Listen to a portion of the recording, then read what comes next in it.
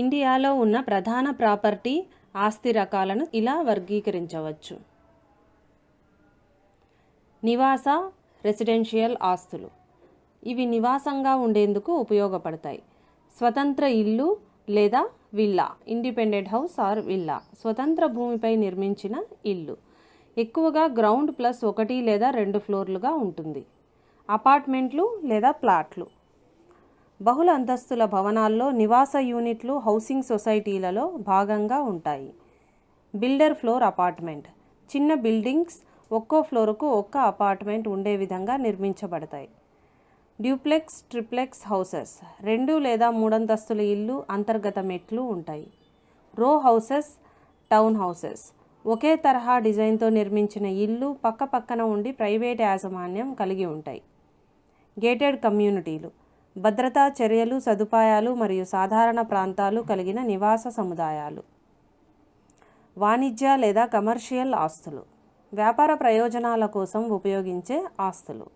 Office స్పేసులు, కార్యాలయాల కోసం ఉపయోగించే ప్రదేశాలు, బిజినెస్ సెంటర్లు లేదా స్వతంత్ర భవనాల్లో ఉంటాయి.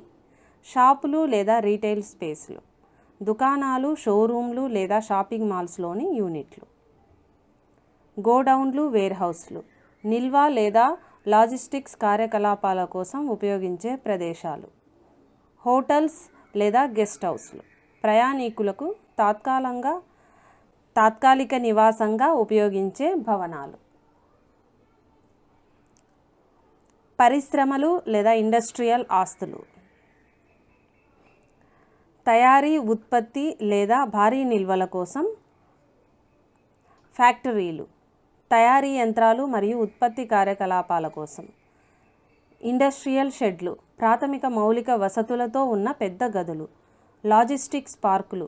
రవాణా మరియు నిల్వ వ్యాపారాల కోసం ప్రత్యేకంగా కేటాయించిన ప్రాంతాలు. భూములు లేదా ప్లాట్లు. నివాస ప్లాట్లు. ఇల్లు కట్టేందుకు అనుమతించబడిన భూములు. వాణిజ్య ప్లాట్లు. షాపులు, కార్యాలయాలు లేదా ఇతర వ్యాపార అవసరాల కోసం భూములు.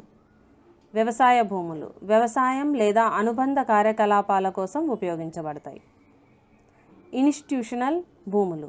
పాఠశాలలు, ఆసుపత్రులు, ప్రభుత్వ భవనాలు వంటి అవసరాలకు. ప్రత్యేక వర్గాలు. Lease hold versus freehold. Freehold భూమి మరియు ఆస్తి మీద పూర్తిగా మీ యాజమాన్యం ఉంటుంది. లీజ్ హోల్డ్ నిర్ణీత కాలానికి మాత్రమే ఆస్తిని ఉపయోగించేందుకు హక్కు ఉంటుంది. రేరా రిజిస్టర్డ్ ప్రాపర్టీలు. రియల్ ఎస్టేట్ రెగ్యులేటరీ అథారిటీ రేరాకి నమోదు చేయబడిన ప్రాజెక్టులు, చట్టపరమైన భద్రత ఎక్కువగా ఉంటుంది. ఇలాంటి మరిన్ని వివరాల కోసం మన ఛానల్ని సబ్స్క్రైబ్ చేయండి. Please like, share and subscribe our channel.